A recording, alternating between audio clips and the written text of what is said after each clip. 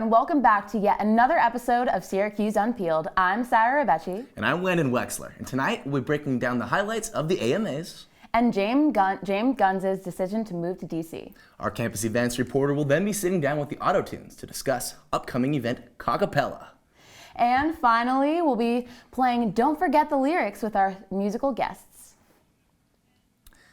Get this, as a Banksy painting was sold at the Sotheby's art show, it self-destructed. Needless to say, it left the audience and the world speechless. Banksy's nearly $1.5 million girl with a balloon painting began shredding itself immediately after the auction hammer slammed. Many are speculating it was Banksy himself who remotely triggered the shredding, while others believe the auction venue was given prior knowledge of the stunt. Now, people are left questioning the message behind the prank, as well as how the artwork itself has changed in value. So, Landon, what are you thinking about this? Because I know that painting was sold for $500,000 or $1.5 million, or $1.4 million or something around that. Close enough, really. Which is insane, and then all of a sudden it just starts shredding in the middle of the gallery right after the auction, like right after it happened, right after it was sold. Could you imagine? You buy that's a huge investment. You know, that's $1.4 million.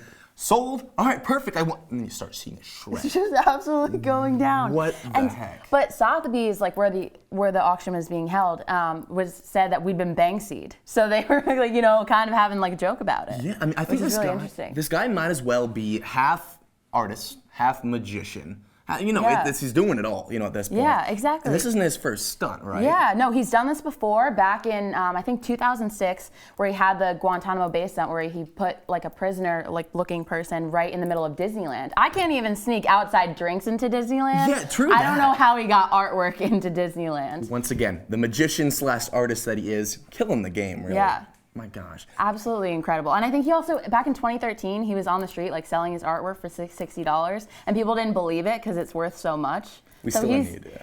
Yeah, so basically like he's pranking people all the time, so this is just crazy what happened. And we have no idea what his face even looks like, so the adventure really continues. Yeah. And moving on, looking at Captain America, is Chris Evans leaving his role as Captain America? After wrapping up filming on the fourth Avengers film, Evans tweeted out an emotional message, thanking fans and crew for their hard work and support, saying, quote, "Thank you for the memories." His announced retirement has fans speculating how the franchise will continue without him.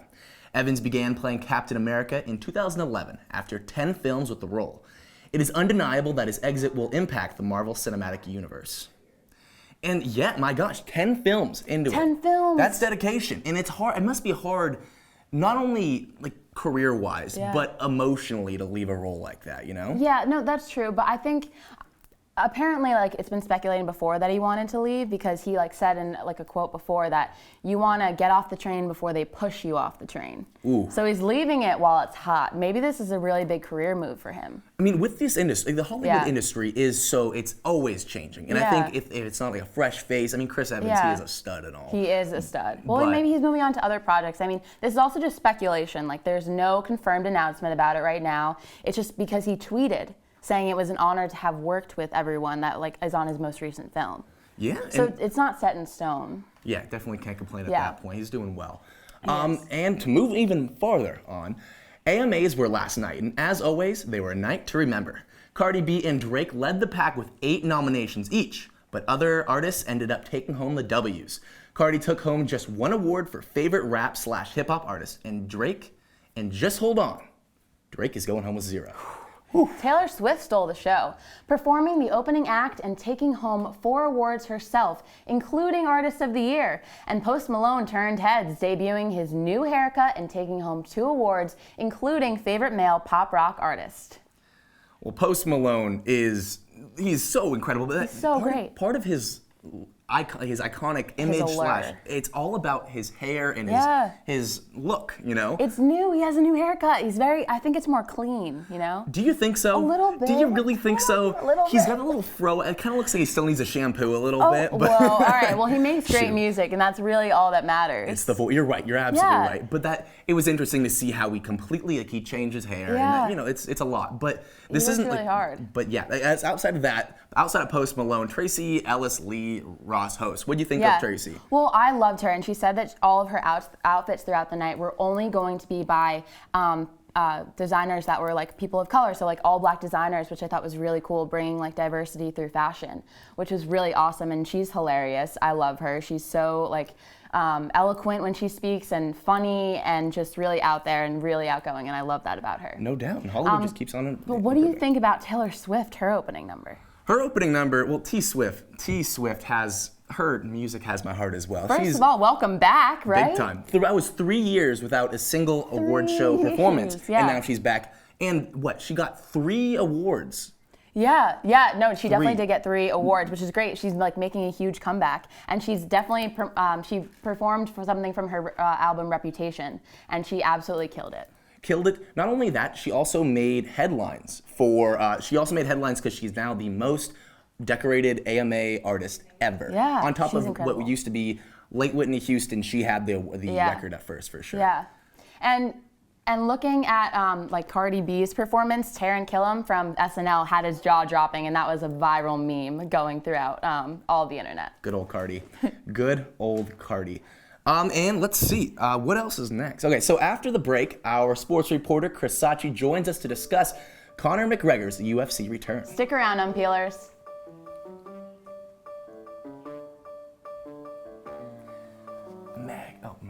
Meg, you get...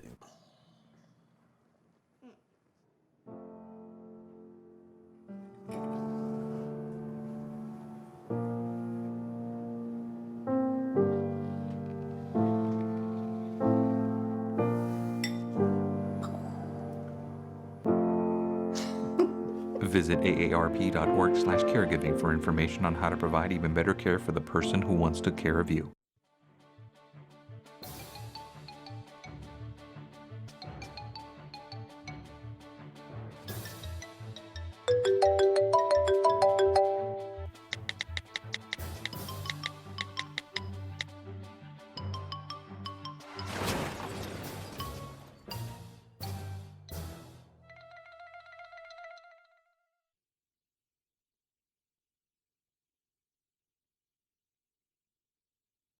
They told me a bottle couldn't dream.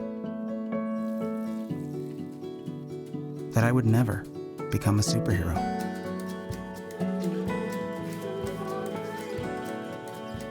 But I learned how to fly. Just to come back in a new disguise. And be the hero that I've always wanted to be.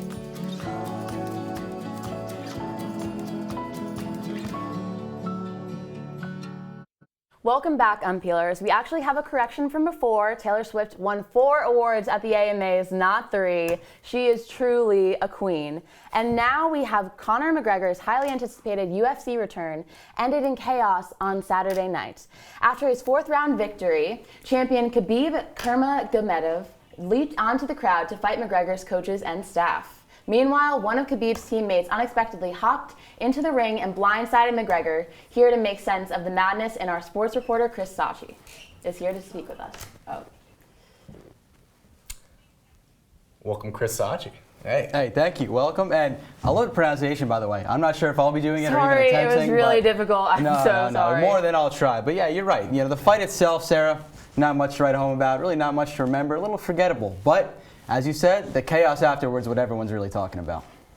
That's true. That's so true. And like, despite all the commotion afterwards, let's start with the fight itself. Who won and how did it go down? So, McGregor lost the fight, which a lot of people are forgetting about, really. And but Khabib won, and he Mayweathered McGregor, so to say. He didn't really land a lot of punches on McGregor. Instead, just kind of kept McGregor at bay and didn't really do much on the offensive side. So some people were calling it a non-fight. But, as we said before, what happened afterwards was, of course, much more important, much more newsworthy for the fight. Okay, so what happened afterwards? Tell us. So Khabib, as soon as the fight ended, as soon as Khabib won, he fought around a ref, jumped over the railing, and attacked McGregor's coach, Dylan Dennis. Meanwhile, while this was happening, 3 of Khabib's guys were attacking McGregor back on the ring. So you imagine, you're Conor McGregor, you just went through a fight that you lost too, and it's not easy to go back and have to, take people fighting you, taking you on. I mean, it was ridiculous. So this created chaos, took a long time for security to break everything up, and eventually 3 arrests were made, all of them Khabib's guys who attacked McGregor.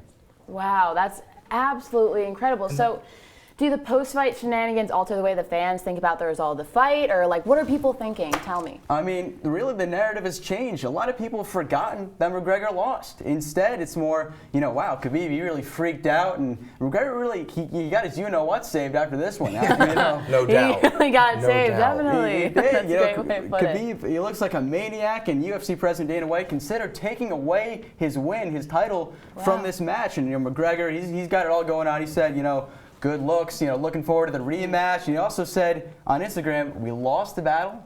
Or actually, no, we lost the match, but we won the battle. So he came out on top in terms of his mind. Yeah. Beautiful. Thank you so much, Chris. That was very, very informative. And the Walking Dead world is grieving over the loss of actor Scott Wilson, who played Herschel Green in the series. Wilson ended up losing his long-fought battle with leukemia. His character was killed off in the season 4, but he will appear for the last time as Green in the first half of season 9. Green was one of the most popular characters, and Wilson will absolutely be missed. Our TV reporter, Andrew Goldberg, is here to tell us more. Thank you, Landon. And yes, this is definitely a very bittersweet week for fans of The Walking Dead. Just one day before the season 9 premiere, fans learned that Scott Wilson sadly passed away after a long battle with leukemia. And like you said, known for his character Herschel Green, Wilson was a fan favorite from the beginning. He dominated some of the early seasons and was really beloved by a lot of the cast members as well. Absolutely. So it's so sad to hear and see, you know what I mean? True. Yeah.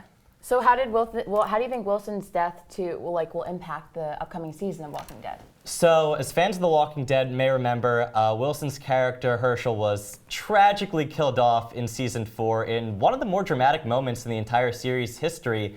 But the good news is, reports have confirmed that Wilson will be making an appearance in the newest season, and whether that's in some sort of dream sequence or a flashback, that's anyone's guess. But the good news is, fans of the actor's work will have one last chance to see him on TV sometime in the next coming weeks. And it's sad to see these characters, so beloved, kind of fall, kind of pass away. It's really sad to see. Because they're not there anymore. You watch them every week. And Hollywood Absolutely. reacts, but especially the cast members, I'm sure they got used to him and knowing him.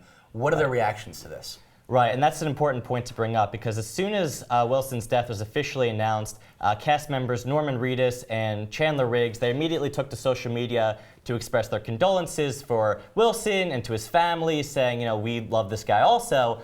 And also The Walking Dead had a very classy move, in my opinion. They dedicated the Season 9 premiere to Wilson's memory. At the very end, there's a little blurb that came up, and I thought that was a very nice, classy gesture for someone who is so beloved on the show. No doubt about that. And when we return, an update on former Guardians of the Galaxy director James Gunn. And major changes coming to the Recording Academy. Do not go anywhere. Mobbing over her. Let's go, boys. Let's mob. Let's crawl.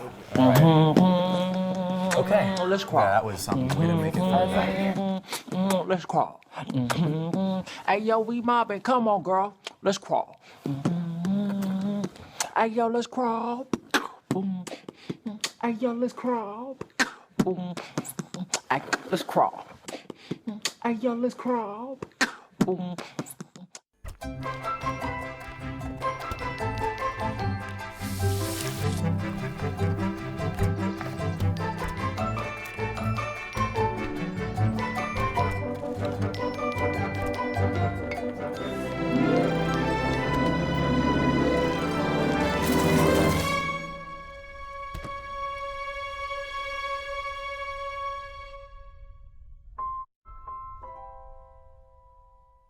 Welcome back. Change is happening at the Recording Academy of Arts and Sciences, and criticism is to blame. This week, the board responsible for selecting Grammy winners announced that they are inviting 900 new voters for this season, and all 900 will either be women or people of color. The Academy says the effort will not only diversify the voting committees, but the winners too. Committee invitees include music creators, songwriters, producers, and engineers. Here to tell us more, our music reporter, the one, the only, Tony Bianco. Thank you so much for coming in, Tony. Thank you for having me. Yeah, it's great to be here, and it's great to hear this news from the Recording Academy. I mean, you heard it a while ago. The Oscars recently made efforts to address this diversity situation as well. They invited over 900 new members from 59 different countries, and the Recording Academy is now following suit, so it's great. Absolutely. Yeah, so how do the news of these new members reflect some of the events that occurred earlier this year? Right, so earlier this year, back in January, the Recording Academy president, Neil Portnow, he said that women artists need to, quote, step up if they want equal recognition in the industry. You can step down, sir. I will. Exactly, he is. He is. He's now stepping down from the role in 2019. So that's a big change that's happening. I don't really know who's going to fill his place yet, but I'm okay with this. Yeah, me too. I think if you say that. But then also, the Recording Academy has adopted a task force on diversity and inclusion. That happened earlier this year, and this is the reason for these new invites. They've suggested that there needs to be more diversity in the voting process in order to create more diversity in the winners. Gotcha. And now that the winners are going to diversify a little bit, what other changes are expected to come out of this diversification? So basically, what they're hoping is that it's going to diversify leadership in the industry as a whole, and that it's going to become this transformative change.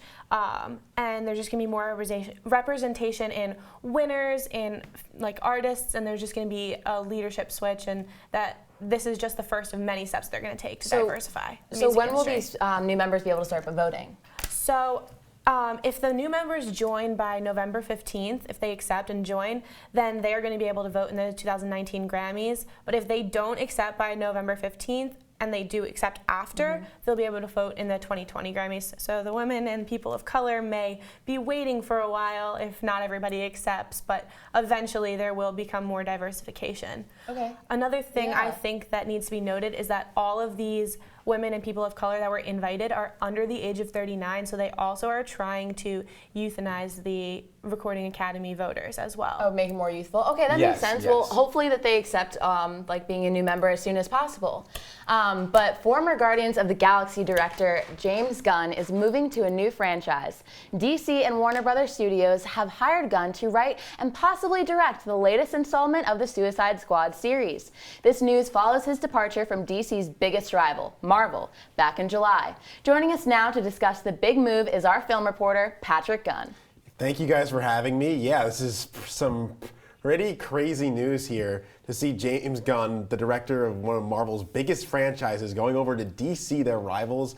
It's a pretty big shakeup, and it's a huge move for DC. Definitely. And what statement does this decision make towards Disney at this point? I think it's a big statement in that they're trying to move up and make some more creative films and just make better films. Suicide Squad is one of the worst films they've made. It's very dark. It's very dreary. With a good soundtrack, though, With right? I like Suicide Squad. I thought it was fun. Bohemian Rhapsody's a classic, but it's just they haven't really made some good films, but they have made money, so of course they're going to get sequels. And why not try and make some good movies out of that with a really good, solid direct? Now, he's not confirmed directing yet. He's just going to write right now, but he could be on to direct, and him doing the screenplay is always a good move. So, do you think that DC should hire him after he made these comments in the past? It's kind of a tricky statement because those comments were 10 years ago, and the Guardians of the Galaxy and the Suicide Squad, people should be allowed some time to change when you're not. Again, what Gunn did, he was making jokes. He wasn't actually doing anything that would make people think he's a pedophile. So I think from that sense, maybe Disney rushed the gun a little bit. I understand why they fired him. Family-friendly company. They don't really want that kind of image on the brand. But at the same time, you understand why they would make the decision. But DC really shouldn't feel upset about hiring him. And the cast of Guardians of the Galaxy has to have some kind of response to that, right? Oh, you should have seen Dave Bautista last night. He has been fiery about this from the start. And last night he tweeted, "Sign me up." He wants to be he wants to be working with James Gunn again. Wow. There's the tweet right there. Where do I sign up? James Gunn. and then sharing the article. Yeah, he's a little salty over James Gunn. He's really attached, and he's been very vocal about this from the start. So it'll be interesting to see what happens from here now. Dave Bautista's the only one who's talked, obviously, so we'll see where it goes. Perfect. Sounds good. And let's see. Okay, well, that's it. So, so stay tuned. There's going to be more coming after the break. Thanks for joining us, Unpeelers. This is the story of a boy who didn't talk for a long time. The boy liked things to always be the same. Any changes would scare and upset him. The unknown was an unfriendly place. The boy was very sensitive to lights and sounds. So he built secret hiding places where they couldn't get in. The boy didn't like looking people in the eye. He wasn't trying to be mean, it just made him feel uncomfortable. Sometimes he would flap his arms again and again. One day I found out I have something called autism. My family got me help. Slowly, I found my voice and learned all the ways I could live with it better. Early intervention can make a lifetime of difference. Learn the signs at autismspeaks.org. Did you hear about the pony with a sore throat? He was a little horse. Can I tell you a cat joke? Just kidding. Why couldn't the Why was the basketball court all wet? Why? Because the players kept dribbling all over it. Where did cats go on vacation? New York.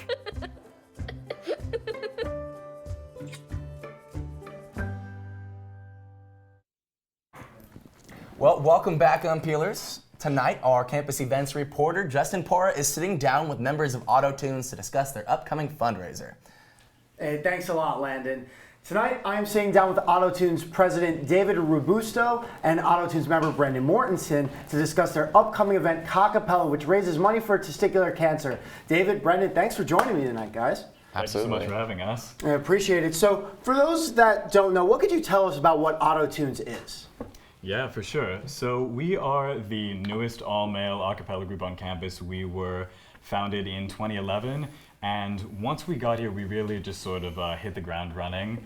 We have managed to span the entire campus, performing basically at every major event on campus, as well as larger performances off campus, such as the International Championship of Collegiate A Cappella, which is the Pitch Perfect competition. Okay. And in the fall of 2014, we opened for the Rockettes at Radio City, where we're actually returning this upcoming November. So we, again, are just a group of 19 guys who love to sing and love to have fun.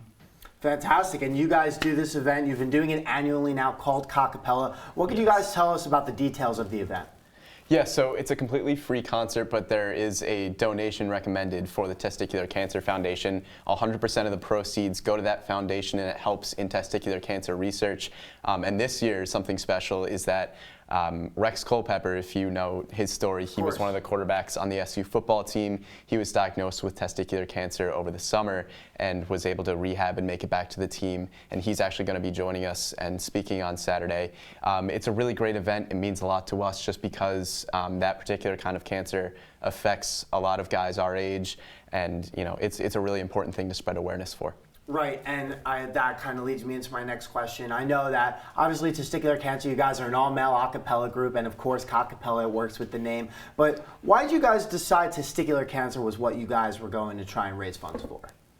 Yeah, so what many people don't actually know is that testicular cancer is the most common form of cancer in men ages 15 to 34.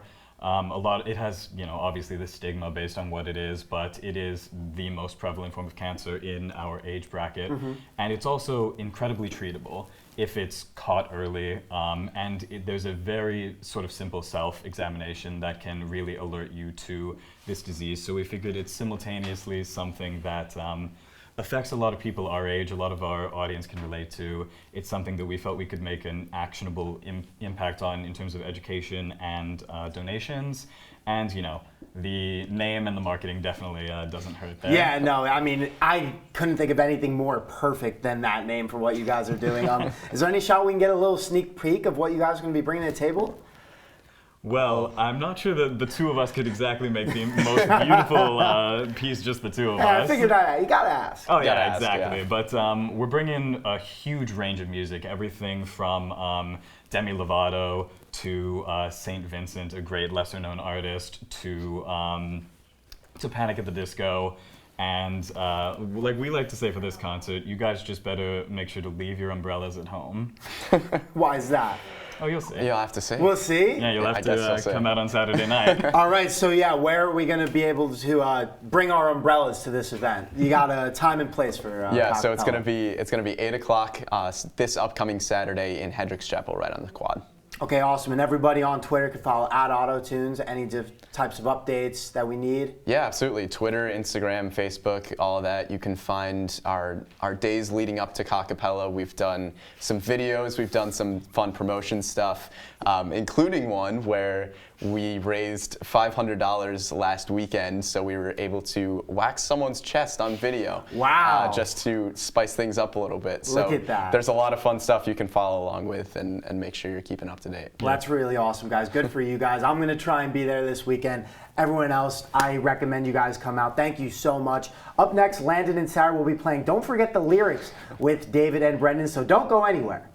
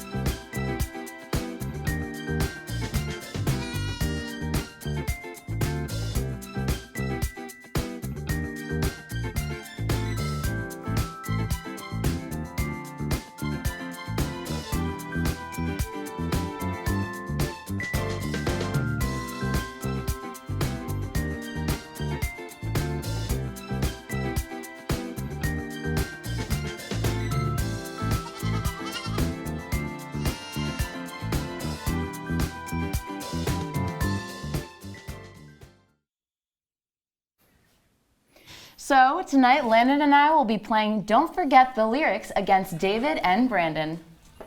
And Justin will be reading the lyrics from what are considered bangers. And whichever team can guess the missing lyric first wins the round. Are we guys ready? And whoever has the most points wins. So, all right, let's go. All right, guys, so here we go to start this one off.